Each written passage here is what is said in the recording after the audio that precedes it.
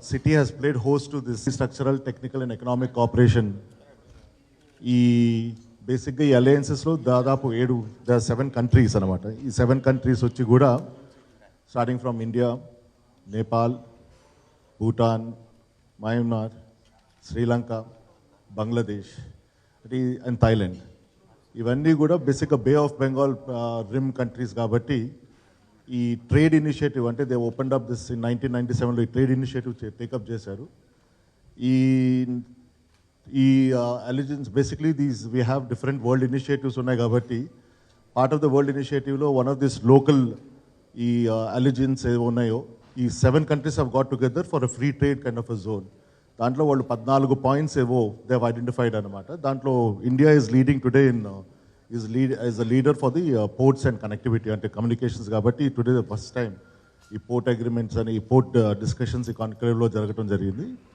ముఖ్యంగా ఈరోజు ముఖ్యంగా మనం చూడాల్సింది ఏంటంటే this particularly the cooperation between all the ports around this Bay of Bengal initiative ద్వారా ఎన్హాన్స్మెంట్ ఆఫ్ ట్రేడ్ కానీ అలాగే కమర్స్ కానీ రాబోయే రోజుల్లో విత్ ఇన్ దిస్ 7 కంట్రీస్ పెంచుకోవాలని చెప్పి basically this 7 countries have taken up this initiative.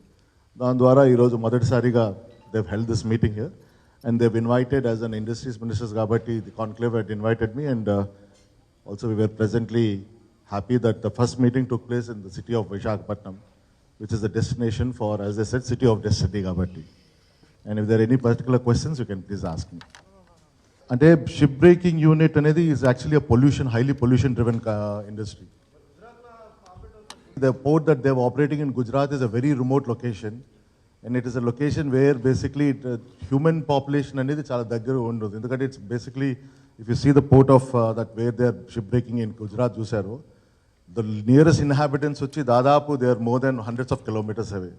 ఈరోజు Kakinada we're on the hinterland and also most of this Godavari water basins ఉన్నాయి కాబట్టి ఖచ్చితంగా ఈ టాక్సిక్ లెడ్స్ ఏవి ఉన్నాయో జనరల్గా షిప్ బ్రేకింగ్లో చేసినప్పుడు లెడ్ కంటెంట్ ఏది ఉంటుందో అవన్నీ కూడా వాటర్ బాడీలో వెళ్ళినప్పుడు తప్పనిసరిగా రేపు గ్రౌండ్ వాటర్కి మనకి హార్మ్ఫుల్ ఎఫెక్ట్స్ వస్తాయి కాబట్టి this is taken as a very red zone category కాబట్టి అందుకే ఆ రోజు వాటర్ రేవ్లో అడగటం జరిగిందనమాట. But the government of Andhra Pradesh has basically said that this is a very highly toxic industry. Generally urban populations ఎక్కువ ఉన్నాయి కాబట్టి they don't want encourage such an industry. But more than ship building we have enough ports to take up trading activities, build up commerce, build up food processing units కాబట్టి తప్పనిసరిగా ఈ మన coastal line అన్నీ కూడా ఎక్కువ చూసుకుంటే కూడా మనకి ఫిషరీస్ అలాగే ఈ హ్యాచరీస్ ఉన్నాయి కాబట్టి రాబోయే రోజుల్లో we seeing that there is going to be a spurt and growth in this such activities.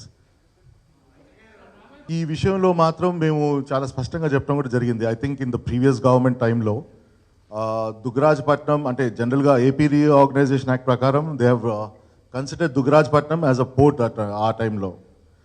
But Dugrajpatnam has an inherent problems ఎందుకంటే it was too close to the ISRO launching facilities కాబట్టి government of defence ఈ DRDO కానీ అలాగే space ISRO organisation కానీ they had objected such a commercial port close to such a sensitive defense establishments కాబట్టి they had shown their objections. Subsequently కూడా అప్పుడుండే government of Andhra Pradesh they were asked to identify if there is any other port. And if I am not wrong, మేము ఆ రోజు వైఎస్ఆర్సీపీ తరఫునగా we had asked them to put up Ramayapatnam as an alternative port. అప్పుడు మా ఎంపీలు కూడా రిప్రజెంటేషన్ ఇవ్వడం కూడా జరిగిందనమాట. In fact I think 2 months back నేను మినిస్టర్ గారు కలిసినప్పుడు minister for state for shipping కలిసినప్పుడు our prayer was that to take up Ramayapatnam as the alternative port to Duggirajapatnam. That was the question the answer we wanted from the government of India. మళ్ళా కూడా నేను మా మంత్రి గారితో ఇప్పుడే మాట్లాడి కూడా రాబోయే రోజుల్లో బహుశా నవంబర్ లాస్ట్ వీక్లో we are taking appointment to take up on this follow up on this Ramayapatnam. ఇది కాకుండా కూడా government of Andhra Pradesh is actively taking up both Ramayapatnam, Machilipatnam as a development of the private port sectors. So already the DPRs are being prepared and then very soon the bids are also going to be coming out. Any other question? Yeah. Specifically that they don't want to, there is no such plan as withdrawing from Andhra Pradesh. And in fact, just as we are speaking, yesterday also we had a meeting with the Adani group people. And టెక్నికల్గా Adani people కాదు, they are more than willing to they very interested in investing in the city of Vizag. And very soon we are going to be announcing the data centre what they have said.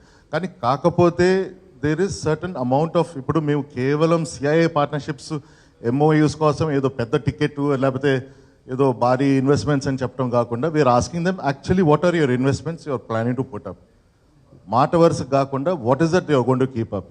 ఈ partnership సమ్మిట్లు ఎంఓయూలు ఊరికినే అంటే paper headings కానీ లేకపోతే ఏదో ప్రజల్ని మాయ చేయటం తప్ప actually what are we asking them today is that what is the investment you are doing and దాని తగ్గట్టు investment we are planning to give the land bank.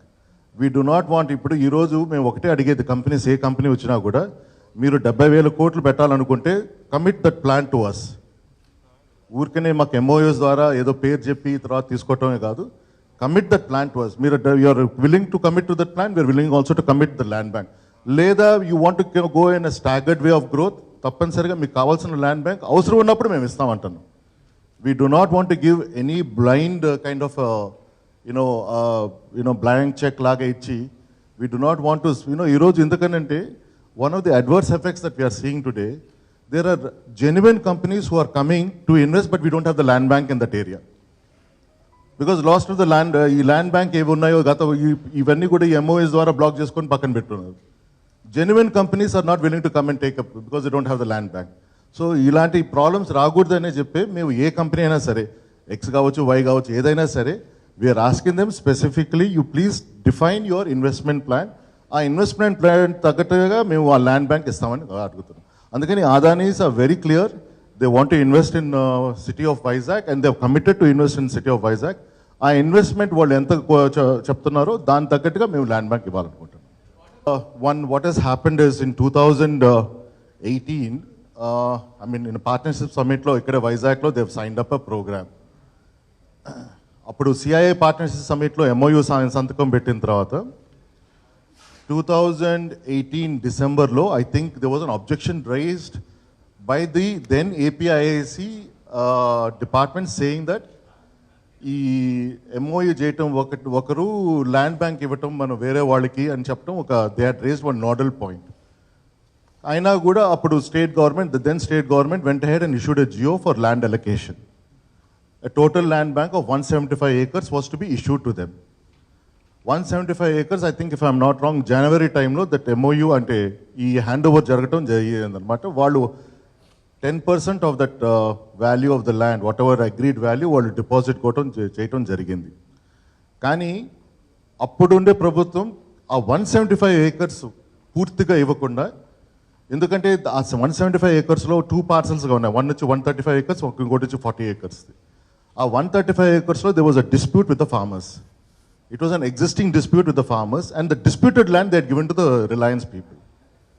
So subsequentగా సరే రిలయన్స్ వాళ్ళు ఈ బహుశా they had return multiple times to the government, అప్పుడుండే గవర్నమెంట్కి వాళ్ళు రాశారు ఈ క్లారిటీ, మాకు ల్యాండ్ బ్యాంక్ మాకు వితౌట్ హిండరెన్స్ లాకుండా, మాకు వితౌట్ ఎనీ ప్రాబ్లమ్స్ లేకుండా ఇవ్వండి అని చెప్పడం జరిగింది. కానీ the government did not take it up. I'm talking about the previous government.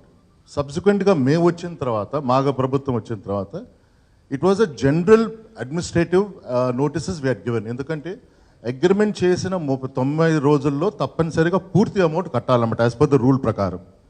So APIIC followed the rule saying that within 90 days మీరు కట్టాలి కదా, మీరు కట్టడం లేదు కాబట్టి it is deem to be cancelled అని చెప్పడం జరిగింది.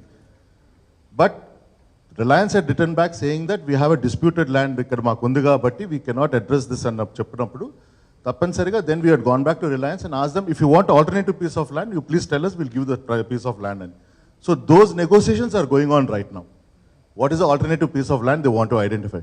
But as of now, what we are saying is that existing land law, because of pure due diligence, అంటే ఏ ప్రభుత్వం అయినా సరే ఇప్పుడైనా ఎవరికైనా ఇచ్చేటప్పుడు, ఇన్వెస్టర్స్కి ఇచ్చేటప్పుడు, you should have very clear ideas. What land are you giving? అంటే ఈ రిలయన్స్లోనే కాదు, ఉదాహరణకి నేను ఇంకా 2 కంపెనీస్ కూడా ఇలాగే వచ్చింది. గత ప్రభుత్వం కూడా వాళ్ళు ల్యాండ్ బ్యాంక్ ఇచ్చి ఇప్పటికీ డిస్ప్యూట్స్ ఉన్నాయన్నమాట, లీగల్ డిస్ప్యూట్స్ ఆ ల్యాండ్ బ్యాంక్లో. ఇప్పుడు మా నాయుడుపేట దగ్గర ఉండే ఒక టైర్ కంపెనీకి ఇదే సమస్య వచ్చింది. ఇప్పుడు మేము అయ్యింది తీయాల్సి వస్తుంది అన్నమాట. The similar problem as what Reliance is facing, one other company is facing. ఇది వచ్చి ఇంకో కంపెనీ వచ్చి శ్రీ సిటీ దగ్గర.